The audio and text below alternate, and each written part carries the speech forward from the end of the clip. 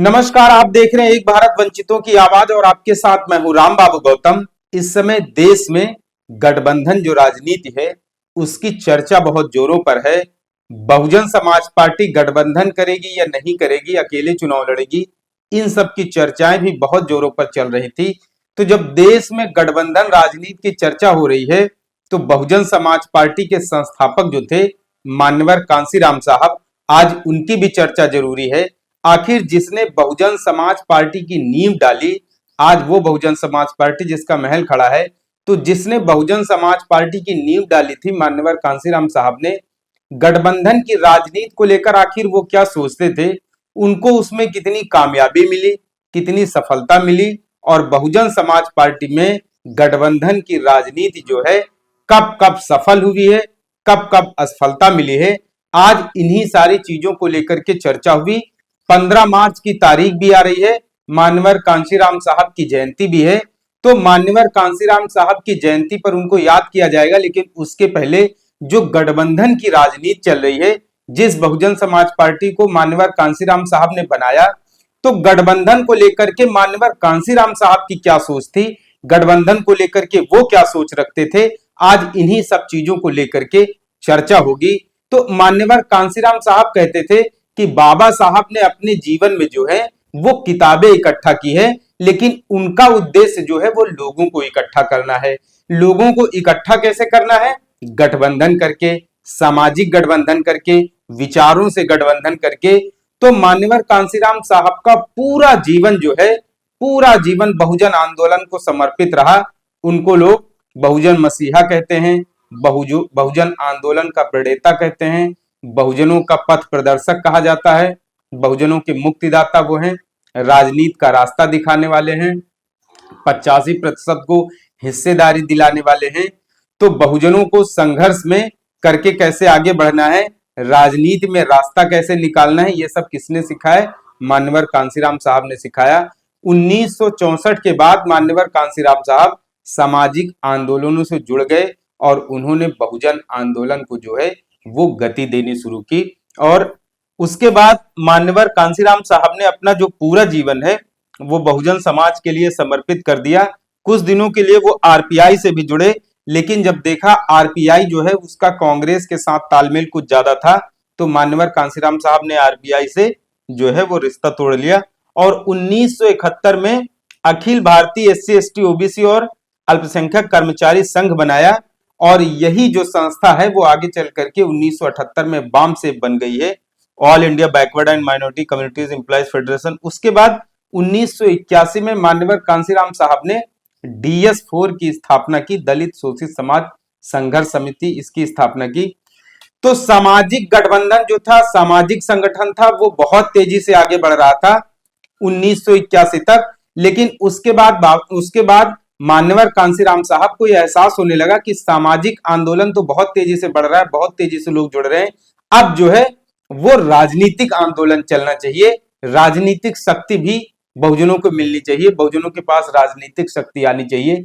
तो उन्होंने उत्तर प्रदेश, जहां पर देश के सबसे ज्यादा दलित आबादी है, उसको अपनी कर्मभूमि बनाया और 1984 में बहुजन समाज पार्टी की जो नींव डाली, और देखते ही देखते बहुजन समाज पार्टी राष्ट्रीय राजनीति के पटल पर आ गई। ये किसकी देन थी? मान्यवर कांशीराम साहब की देन थी। अब मैं आपको 1984 के बाद जब भारतीय बहुजन समाज पार्टी की स्थापना हो गई, तो उसके बाद बहुजन समाज पार्टी का उत्थान, उसकी राजनीतिक प्रगति कैसे कैसे हुई। बहुजन समाज पार्टी ने अकेले लड़ करके चुनाव लड़ करके जो सफलता हासिल की, या गठबंधन की राजनीति से बहुजन समाज पार्टी को सफलता मिली, उसके ऊपर भी चर्चा होगी। तो 1984 में जब बहुजन समाज पार्टी की मान्यवर कांशीराम साहब ने नींव डाल दी, 1984 में ही मान्यवर कांशीराम साहब ने छत्तीसगढ़ की एक लोकसभा सीट है जांजगीर चांपा, वहां से लोकसभा का चुनाव लड़ा।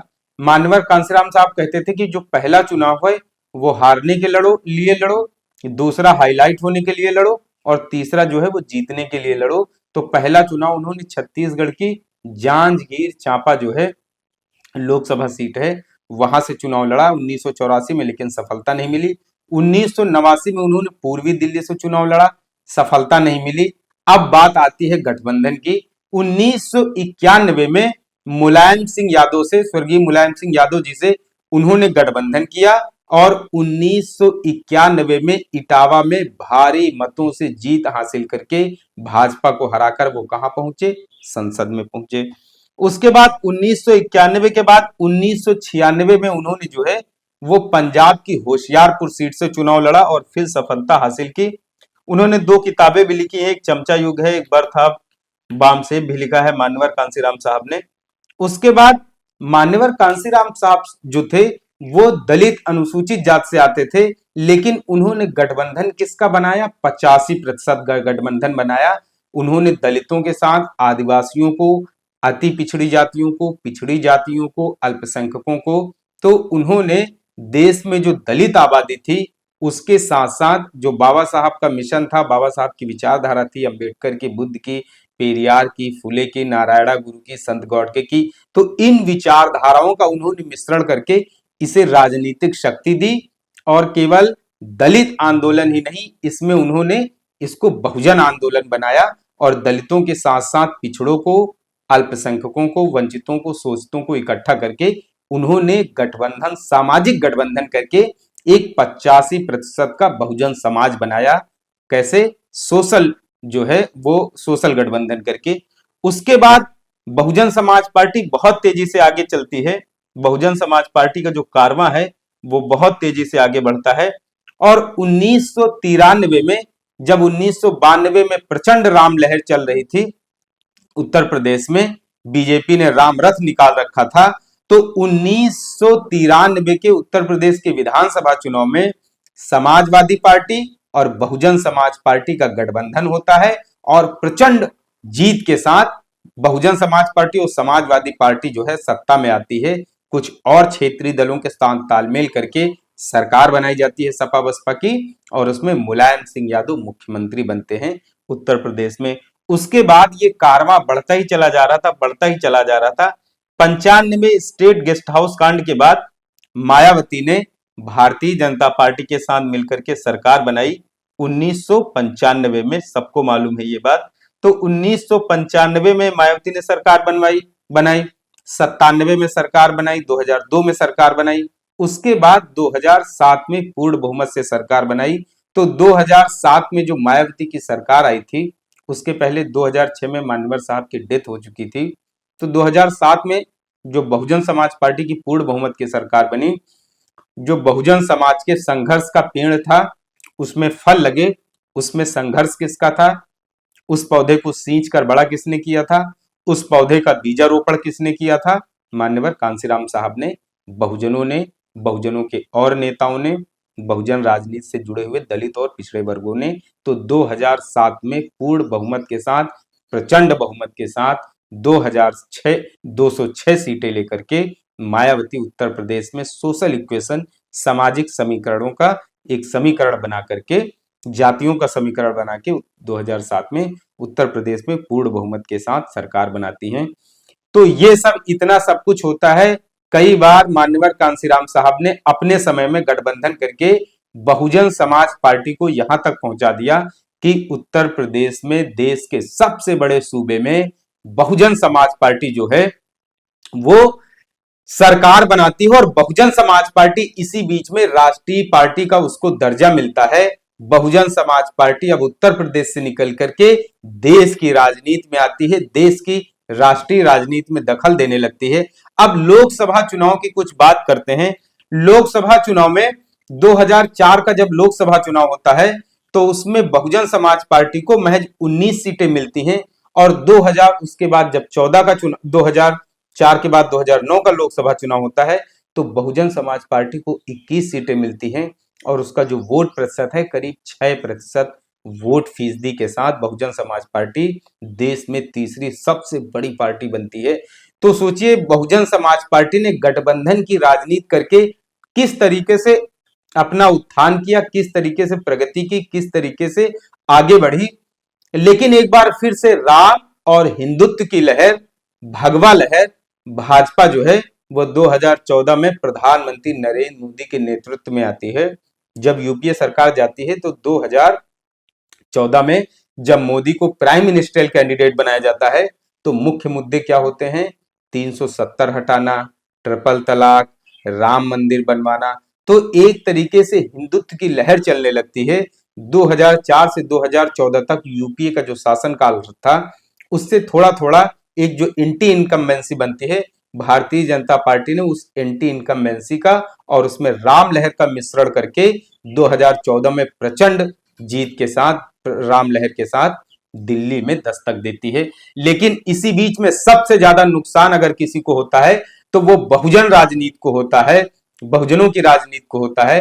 क्योंकि जो बहुजन समाज पार्टी बड़ी तेजी के साथ, आंधी तूफान के साथ राजनीति में आगे बढ़ रही थी, 2014 के लोकसभा चुनाव में जो पार्टी एक समय में 20-20, 23-23 लोकसभा सीटें जीतती थी, वो कहां आ गई? जीरो पर आकर के आउट हो गई। मायावती के सामने अब पार्टी का अस्तित्व बचाने का संकट आ गया।